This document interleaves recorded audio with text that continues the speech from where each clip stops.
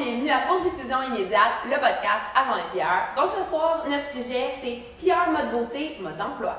Et nos invités aujourd'hui, Erika Tremblay, journaliste pigiste dans le secteur de la mode, Emma Cusson, directrice du développement des affaires chez One Milk Two Sugar, et Caroline Lely, rédactrice en chef de Divine.ca et fondatrice de Everyday Luxury. Bonjour les filles! Bonjour! Donc juste pour bien situer nos auditeurs, j'aimerais ça que vous nous parliez peut-être des publications pour lesquelles vous travaillez et également, toi, tu pourras enchaîner pour ton agence et les comptes mode beauté que vous pouvez représenter. Donc, Erika. OK. Bon, ben moi, jusqu'à tout récemment, j'étais au magazine Clin d'œil, puis j'étais adjointe au compte mode, puis j'ai pris la décision de me lancer à la pige.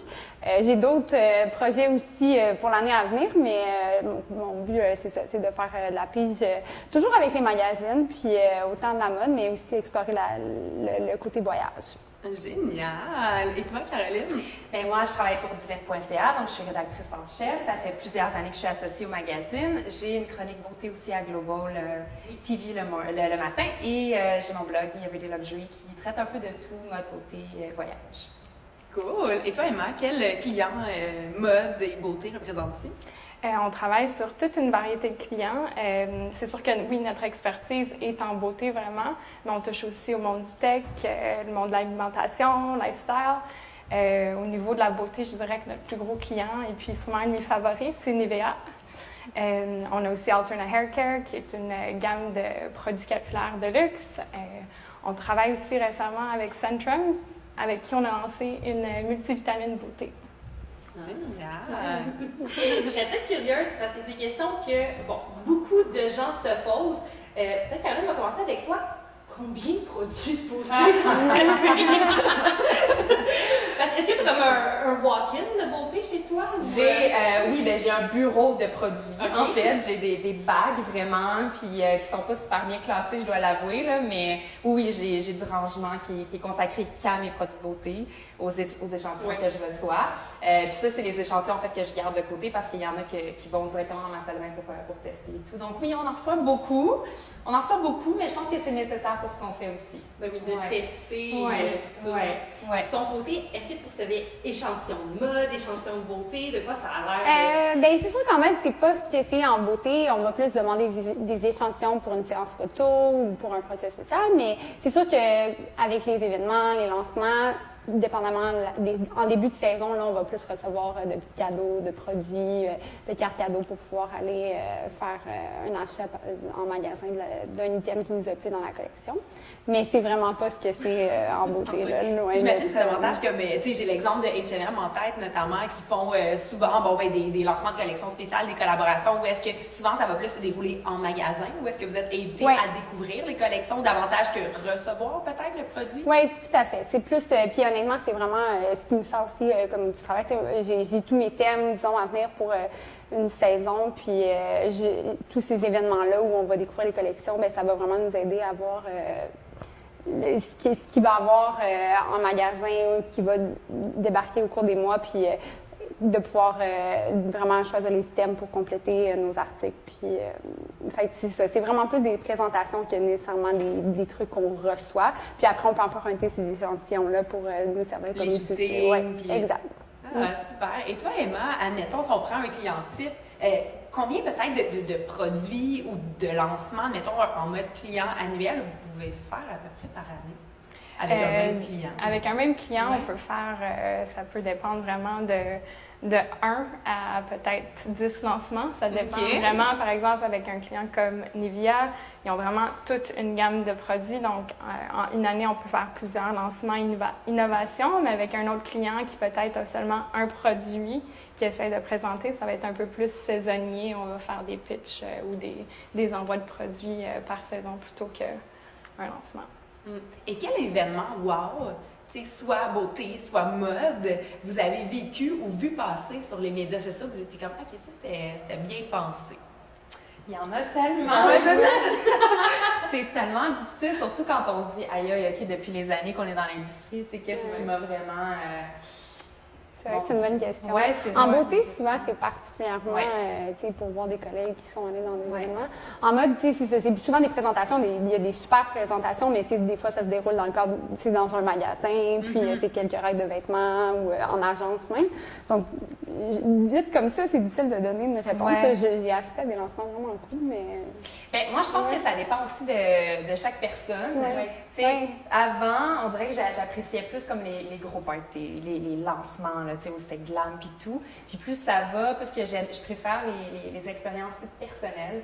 Récemment, j'ai été à un lancement, en fait, de nouvelles mousses pour le corps et tout. Puis, en fait, leur concept, c'était vraiment qu'ils nous ont envoyé passer la nuit dans un hôtel avec quelqu'un. Donc, ça pouvait être notre copain, bon, peu importe. Puis, tu sais, c'était vraiment, là, comme vous profitez, vous dites staycation. Puis, j'ai tellement trippé. Puis, honnêtement, je l'ai testé, tu sais, sur place. Puis, tout le produit, ce que j'aurais pas fait à l'événement. Parce qu'à l'événement, bon, tu as les produits, tu le sens et tout. Fait que c'est tu sais, le produit est ordinaire, mais finalement, je tombe dans l'amour, puis je me rappelle de cet événement-là. Fait que ça dépend, je pense, aussi de chaque personne, de ce qui est... Ouais, c'est pas Je suis tout le monde. d'accord. Ouais, c'est ça. Ouais. On a tous des événements wow, mais même moi, quand j'y pense, je pense que mon événement préféré, c'était un petit brunch intime. Fait que vraiment, ça dépend. Mais c'est fun sur les réseaux sociaux, voir les résultats des événements wow, ça a quand même un bel impact.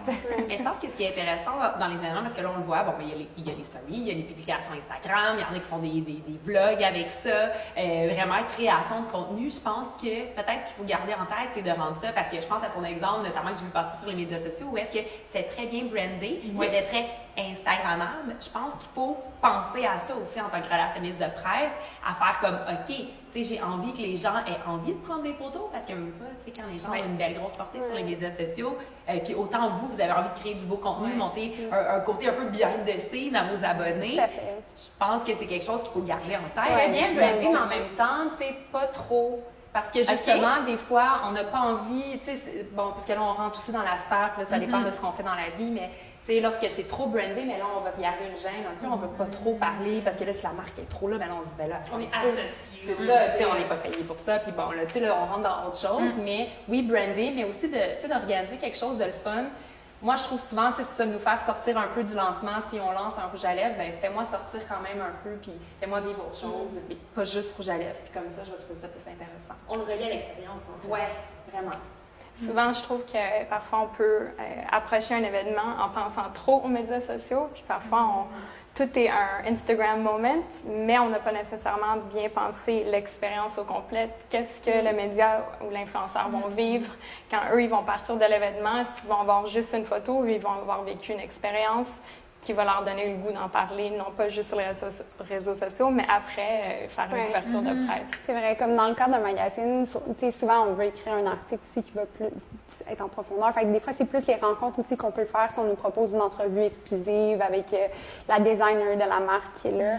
Ça, c'est des choses aussi qui sont... Tu sais, c'est pas obligé d'être l'événement le plus glamour, là, mais si on nous donne une exclusivité puis un moment qui nous permet d'aller chercher de l'information précise, ben, ça, c'est encore mieux aussi. Vraiment de axer sur le contenu aussi, parce que justement, s'il faut que vous reveniez à la maison pour écrire quelque chose, ben, tu sais, des fois, comme l'aspect wow est tentant, mais tu sais, j'aime ça parce que, tu sais, ce que je comprends aussi, c'est que, ben, il faut que vous ayez de la matière après ça, tu sais, une fois rendu à la maison, de faire comme genre, OK, qu'est-ce que je fais? Est-ce que je fais un article avec ça? Est-ce que je fais un challenge, je l'essaye 10 jours? Ou, tu sais, il y a différentes, comme...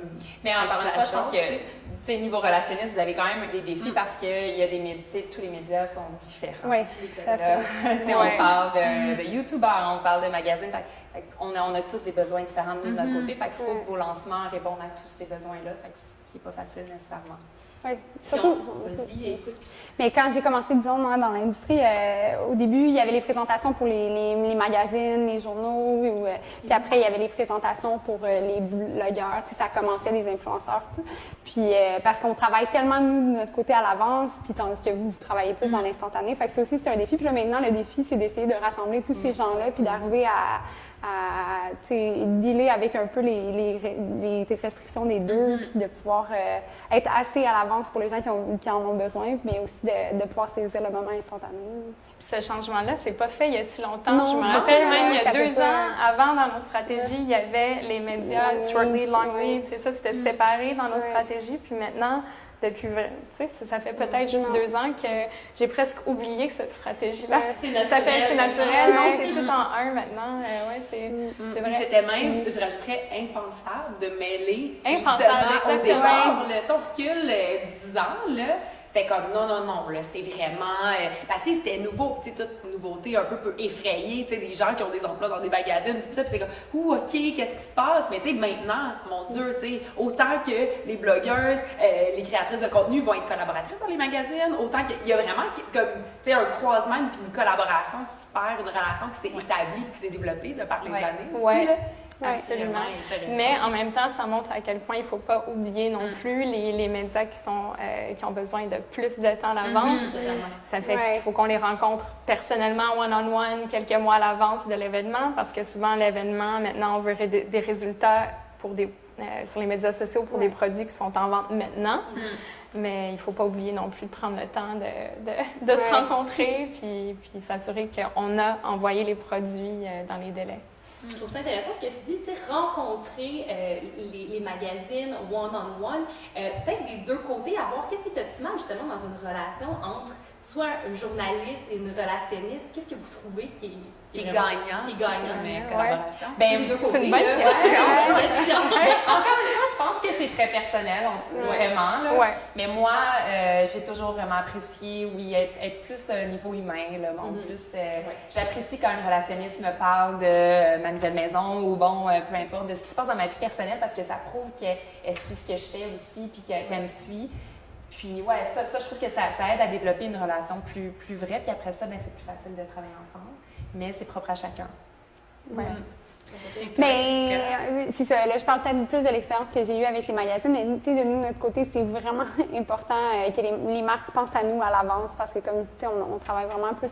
Bon, les délais sont moins intenses qu'ils l'étaient avant, mais vraiment nous envoyer le matériel, les images, de nous peut-être effectivement de venir faire une présentation juste en petite équipe, présenter la collection, quelque chose de bref, mais qui fait en sorte qu'on a le matériel déjà en poche un peu dès qu'on commence à travailler sur nos numéros, disons, des fêtes, parce que c'est trop de temps pour nous, d'aller écrire à chaque marque allô, est-ce que tu as ta collection, est-ce que tu as les images de ta collection des fêtes? Donc, juste d'avoir une petite pensée pour nous, puis c'est vraiment pas obligé d'être un gros événement, parce que surtout maintenant, les équipes dans les magazines sont très petites, là. Donc on n'a souvent pas beaucoup de temps pour sortir dans les événements, mais au moins, on a eu les images, le matériel, le communiqué de presse à l'avance, ou qu'on a eu une petite rencontre puis qui nous permet de tout avoir en main. Là. Ça, c'est vraiment ce qui est optimal pour nous. Je suis curieuse de savoir, parce qu'Angélique Martel s'était prononcée un peu là-dessus, comme quoi qu'on pensait qu'avant, c'était vraiment une règle de 3 mois, les magazines, mais je pense que c'est un petit peu moins longtemps à base maintenant. Là. Bien, là, quand je travaillais, disons, chez Loulou, nous, on faisait autant magazine anglais, français en même temps, donc notre production était plus longue, on commençait beaucoup plus tôt parce qu'il fallait penser à traduire le magazine. Chez Clin d'œil, je dirais comme récemment, là, juste avant que je quitte, on travaillait, on est en septembre, puis je travaille sur le numéro de novembre. C'est environ... Okay, mais ça reste que si j'ai eu mon matériel 3 mois à l'avance, c'est une bonne chose. Je l'ai déjà en main. Oui, c'est déjà en main. Puis est-ce que j'ai une question, est-ce que ce changement-là est signe du fait que les produits sont aussi annoncés un peu plus tard maintenant? En fait, le changement, c'est sûr, c'est ça, les dates de sortie en kiosque ont été peut-être un peu repoussées. Avant, c'était vraiment le numéro de septembre sort en août. Ça dépend vraiment du moment de l'année, mais on a plus rapproché pour que le numéro de septembre sorte en septembre. C'est pas exactement ça encore, là, mais ce qui fait en sorte que oui, on est plus en kiosque au moment où il y a les produits en magasin, pour pas trop non plus vivre. Les gens ils veulent pouvoir aller acheter maintenant ce qu'ils voient dans un magazine. OK, intéressant. Toi, qu'est-ce que tu aimes comme type de collaboration avec des journalistes? Oui, quelque chose que j'entends beaucoup parler ces temps-ci, puis que j'aime tranquillement, j'essaie d'incorporer un peu plus dans mon travail, c'est de collaborer ensemble avec le contenu. Donc souvent maintenant, on a beaucoup d'opportunités payantes avec des influenceurs, avec des achats médias. Puis justement, je crois qu'il y a un temps où on disait vraiment, OK, on écrit un texte comme ça, ou on fait ci, on fait ça, mais maintenant on essaie de demander plus aux influenceurs puis aux journalistes. toi, personnellement, qu'est-ce que tu en penses de ce sujet-là? Écris un vrai article là-dessus, puis on va collaborer plus ensemble pour que ce soit plus authentique, plus réel. Puis aussi demander aux influenceurs puis aux journalistes quel type de contenu est-ce que tu recherches en ce moment. Parfois, je pense que j'ai l'impression de bombarder les médias avec nos pitchs et les différents produits. Puis en même temps, des fois, c'est juste prendre la peine de leur demander qu'est-ce que tu recherches en ce moment. Tu cherches-tu un top d'une couleur spécifique pour la saison? Je pense que ça, parfois, ça nous sauve beaucoup d'heures de travail qui n'étaient pas nécessairement nécessaires. Non, vraiment. Ouais. Puis peut-être qu'on pourrait retourner la question tout de suite. Est-ce qu'il y a peut-être un exemple de pratique récurrente pour Erika et Caroline de relationnistes de presse, que vous êtes comme « Ah, ça, les relationnistes gagneraient à moins faire ça, puis ça serait encore mieux comme collaboration » ou des erreurs de parcours que vous avez vues. Puis après ça, on pourra retourner la question à savoir, comme toi, est-ce qu'il y a quelque chose que tu es comme genre « Ah, il y a ça des fois que trop de journalistes font, puis on est comme « Ah, tu sais, s'ils changeaient peut-être cette façon-là, on pourrait encore mieux collaborer. » Fait que je vous lance. Ce que j'aime, c'est le sourire de Emma qui est toute oui. J'ai une liste, Non, c'est plus comme j'ai hâte d'entendre, parce que nous, ça nous aide à faire notre travail. Puis, comme vous dites, c'est une collaboration. Fait que c'est toujours le fun d'entendre des deux côtés. Moi, j'ai deux choses qui me viennent en tête, mais je dirais les appels de suivi. J'entends beaucoup de gens souvent dire comme se plaindre un peu parce qu'on est dans une ère... mon communiqué. As-tu reçu mon communiqué de presse? J'approuve à 100 là, je suis totalement d'accord. Tu sais, j'adore parler aux relationnistes au téléphone, puis honnêtement, c'est ça. S'il y a quelque chose de spécifique, tu sais, qu'il faut qu'on se parle ou whatever, pas de problème, ça fait plaisir, mais me faire demander si j'ai reçu le communiqué de presse, ça, c'est vraiment très à ne pas faire, là. C'est sûr qu'on l'a reçu. Si vous avez le bon email, c'est sûr qu'on l'a reçu. Exactement. Puis probablement qu'on l'a lu aussi, ouais, mais c'est ça, on l'a lu. juste... On en a tellement, mais j'avoue, en même temps, on parlait tantôt de à quel point on reçoit des produits, puis souvent, je suis mitigée, je me demande, est-ce que, tu sais, on en reçoit trop, sauf que moi, malheureusement, si je reçois juste un communiqué de presse, puis je reçois pas le produit, je l'ai pas en tête, puis je vais pas en parler, puis je vais pas l'acheter, pour la simple et unique raison que j'y pense pas, je l'ai pas testé, fait qu'il passe dans le beurre, tu sais. Mais c'est vrai qu'on en reçoit tellement, fait que la ligne est comme, tu sais, c'est quoi la bonne pratique? Je le sais pas. Mais ouais, moi, recevoir juste un communiqué de presse quand c'est pour un produit, là, je trouve que des fois, ça manque d'histoire. Tu as besoin de sentir, de toucher, de vivre, est-ce qu'il y a un expert qui te donne des tips dans un lancement. Fait que c'est peut-être que justement, ça sera peut-être pas ton coup de cœur, mais il faut que tu laisses pour le savoir, puis tu le vois. Dans n'importe quelle industrie, honnêtement, là, tu sais. Mais bon, en beauté, c'est ça, surtout en beauté. Oui, c'est ça. Mais en mode, tu sais, je dirais que moi aussi, si je reçois un communiqué de presse, à moins que ça soit pour un lancement ou qu'on m'annonce à l'avance qu'il va y avoir une super collaboration, si c'est juste pour me parler des produits, comme du style infolette, ça me donne pas vraiment grand-chose. C'est plus quand je reçois justement les images IRS, que je peux toutes les télécharger, juste les mettre dans un document sur mon bureau, ben là, ça, c'est vraiment un communiqué pour moi qui est vraiment parfait, là, complet. Puis, tandis que, comme dit, les images sont disponibles sur demande, mais là, je vais l'oublier. Puis, au moment où je vais avoir peut-être besoin des images, comme je les aurais pas déjà sur mon bureau, ben, je ne penserai pas nécessairement à cette marque-là. Puis, moi, c'est quand les marques vont nous téléphoner ou nous retourner beaucoup de courriels. Est-ce que tu as reçu mon communiqué?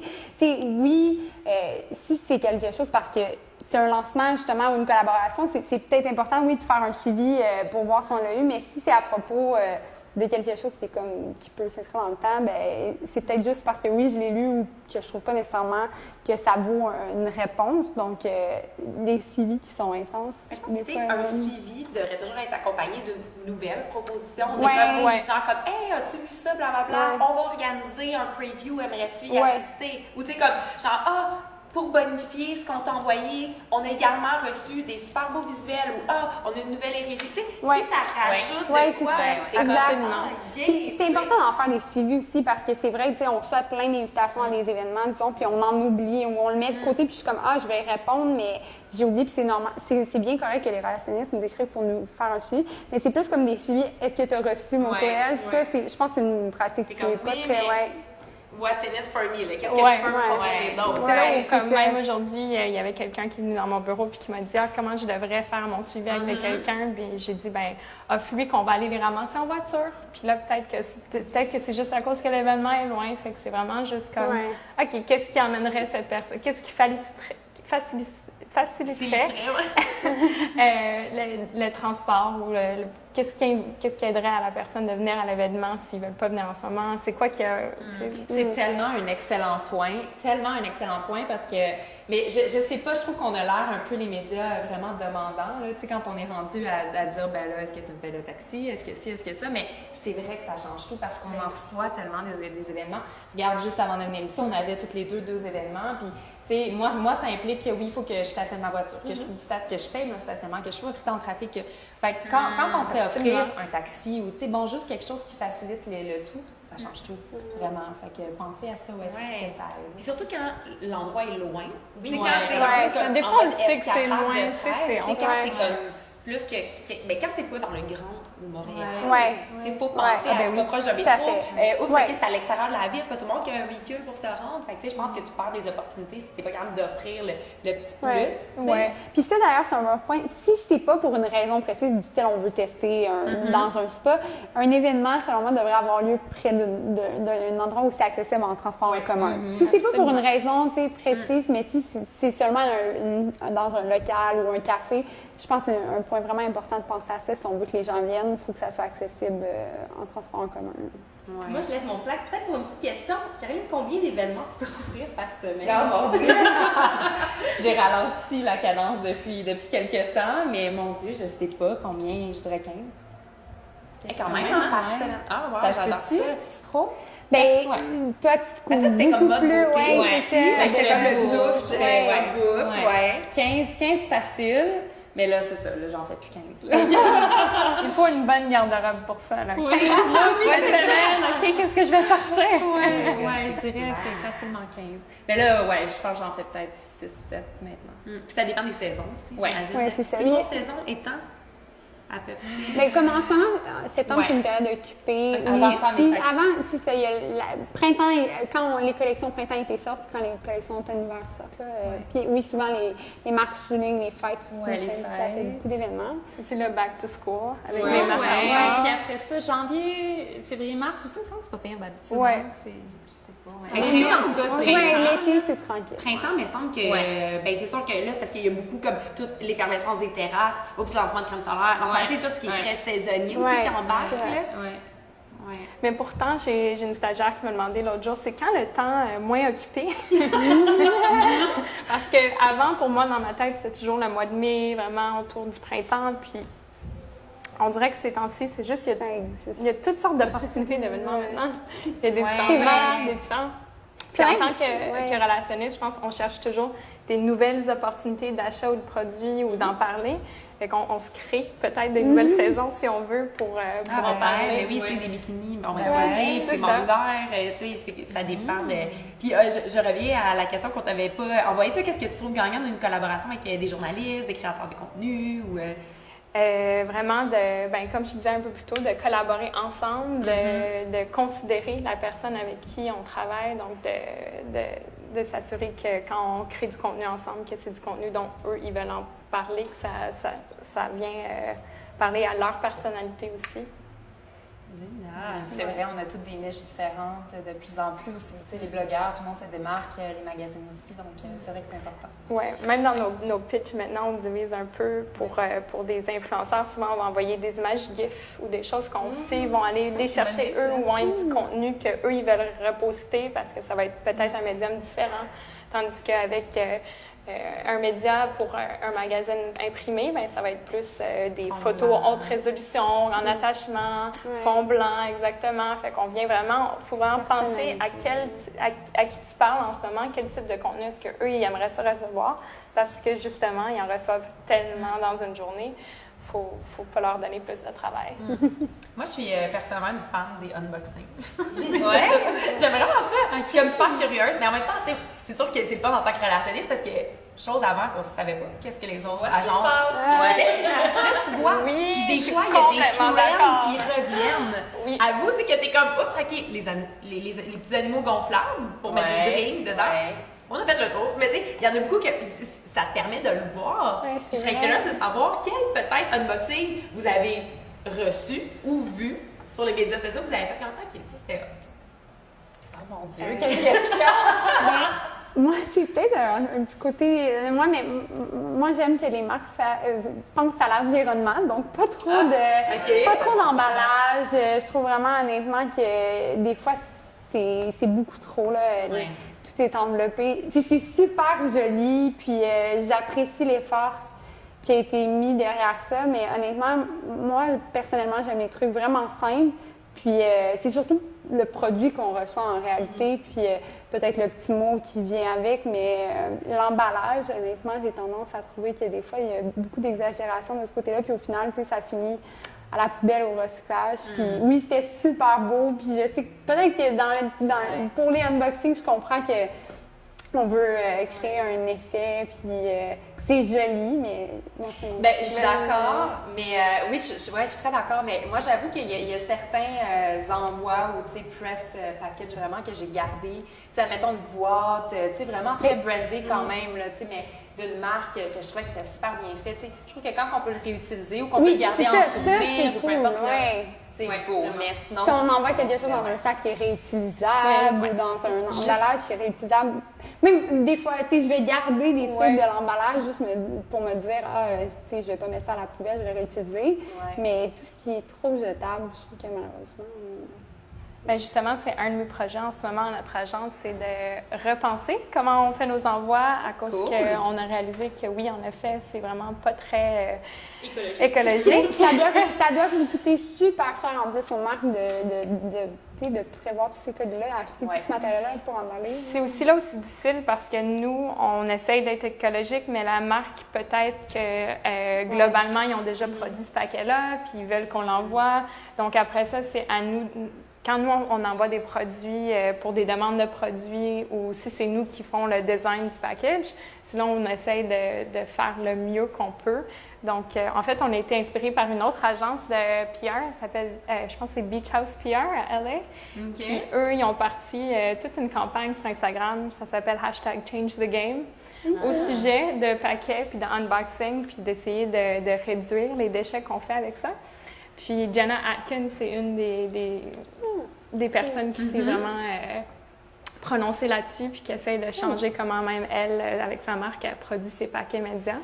Mais justement, on va utiliser des sacs réutilisables. On a refait nos cartes sur lesquelles on écrit des notes, sont toutes faites avec du papier recyclé. Puis c'est écrit « Veuillez recycler ». Donc, on essaie de tranquillement changer. C'est très cool, ça. Mais c'est pas facile parce que justement, en même temps, on aime ça, les unboxings. Tellement. C'est comme une fine ligne, donc on essaie d'au moins faire le mieux qu'on peut. C'est vrai que ça marche aussi quand même très bien sur les médias sociaux. Puis ça, on bifurque peut-être côté voyage de presse, parce que oui, vous faites des voyages de presse pour aller découvrir des produits, les tester. Quel effet wow ça donne, par exemple, d'aller voir tester des crêpes solaires au Mexique? Est-ce que Ben moi personnellement, j'ai vu en fait dans l'industrie qu'il y en a de moins en moins. Je pense que pour plein de raisons. Moi, j'ai toujours aimé ça parce que c'est sûr que ça nous permet de nous familiariser vraiment beaucoup plus avec la marque. Tu sais, je parlais justement de mon staycation. Tu sais, on s'est comme immersé vraiment dans dans l'univers.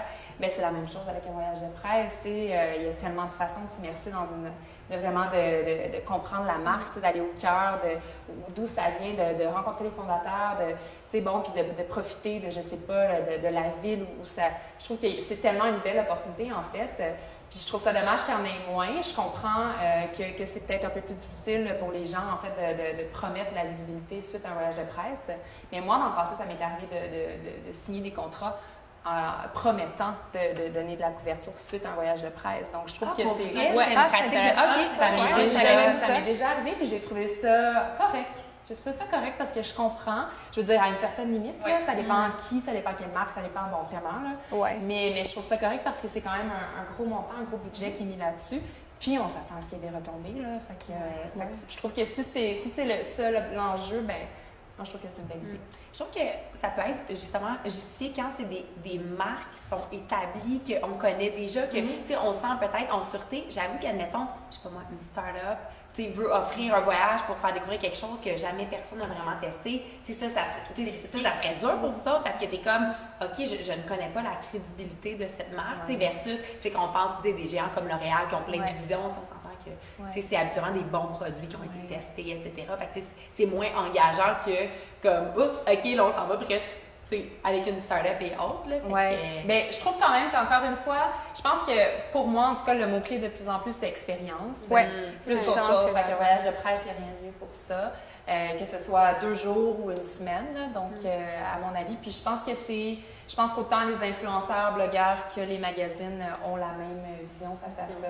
Mais encore une fois, les permissions et les enjeux sont différents. Même du côté RP, si on prend l'exemple de crème solaire, je suis sûre que les filles, vous devez recevoir comme 30 crèmes solaires par mois, surtout quand c'est la saison. Puis je pense qu'un voyage de presse, ça aide à nous différencier de la pile. Vraiment, ils vont parler, à la fin du compte, ils vont parler de 1 à peut-être 5 crèmes solaires dans les 30 crèmes solaires. Fait qu'est-ce qui va vraiment te faire ressortir de la pile? Ça, c'est une belle histoire autour de la crème solaire ou une expérience ou quelque chose qui va marquer le média ou vraiment les engager à finalement aller l'essayer puis dire « Ah, ben, tu sais, j'étais au Mexique puis finalement, j'ai pas eu de coup de soleil, ça a bien fonctionné. » Tu sens dans les retombées ici, j'imagine, des versus avec ou sans expérience, là, on dit que c'est le mot. Là. Puis même du côté relationniste, je pense que quand tu pars en voyage de presse avec quelqu'un, tu finis par passer un beau moment ensemble. Puis pour ce que nous, on fait, ça nous aide déjà beaucoup, là, parce qu'après ça, tu as une expérience partagée ensemble qui est unique, que tu n'aurais vraiment plus jamais partagée sinon. Je serais curieuse de voir dans le domaine de la mode, de voir comment ça se passe et aussi de voir, parce qu'il y a énormément de Fashion Week à travers le monde. Est-ce que des fois vous êtes invité, vous devez payer pour y aller? Ben oui, dans le sens que les Fashion Week comme vont plus, ça va plus être du côté beauté. Je suis déjà allée là, à l'époque, mais c'était du côté beauté. J'avais eu une invitation parce qu'en mode, on va en recevoir, mais il faut effectivement, on a l'invitation au défilé, mais il faut payer notre voyage pour y aller. À l'époque, probablement qu'il y a des années, c'était autre chose. Puis je pense qu'à cette époque-là aussi, les magazines envoyaient leurs journalistes, mais maintenant, c'est vraiment une autre réalité. Les voyages de presse en mode sont plus rares, puis ça fait longtemps que c'est comme ça. Mais je dirais aussi que, bon, moi, mes expériences de voyage de presse, c'est du côté, comme c'est ça, c'est quand je travaillais pour les magazines, puis d'un côté, on cherche vraiment à aller, si je me déplace là-bas, oui, c'est vraiment le fun de pouvoir visiter un endroit puis d'être invité par une marque, mais il faut vraiment que je puisse aller en tirer du contenu qui est quand même souvent exclusif pour pouvoir, pour promettre quand même du contenu dans un magazine, il faut quand même qu'on puisse aller chercher une belle exclusivité, beaucoup de contenu, une entrevue, puis il faut vraiment que notre temps là-bas soit maximisé parce qu'on ne peut pas nécessairement s'absenter très longtemps du bureau aussi. Puis, c'est vraiment le fun, le concept, mais je pense que c'est pas tous les voyages de presse, en tout cas dans le cadre d'un magazine, qui sont nécessairement tout le temps des bonnes opportunités. Il faut vraiment qu'on nous propose quelque chose de vraiment complet qui va nous permettre d'aller chercher du contenu. On va pouvoir créer un bel article avec du beau visuel, une entrevue vraiment intéressante. Donc, plus que juste aller tester un produit, là. Moi, ça me fait juste penser parce que tu parlais, je ne sais pas pourquoi pendant que tu parlais, j'ai eu un flash que dans le passé, j'ai fait un voyage de presse avec Lise Wattis, ça fait quelques années. Il avait envoyé, je pense, il avait amené 30. On était 30, je pense. Oh my God! On était beaucoup, là. En tout cas, on était 20, quelque chose comme ça, là. C'était à travers le Canada, beaucoup plus de Montréal. C'était comme un 4-5 jours en Floride.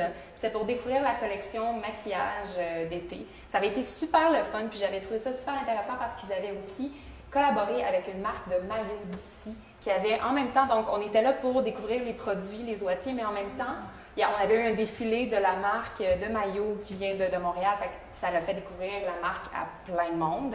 Fait qu'ils se sont associés, puis ça, je trouve que c'est vraiment, les marques devraient faire ça plus souvent, tu sais, de vous associer ensemble, collaboration.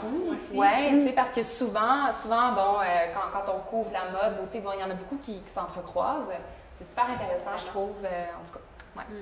Je serais curieuse de voir, puis surtout Caroline, que toi qui fais les deux, autant mode, autant beauté, dans la beauté, c'est sûr, vous recevez les produits qui sont donnés et très rarement prêtés, sauf si c'est un objet de collection pour photographier, surtout pour les magazines et tout.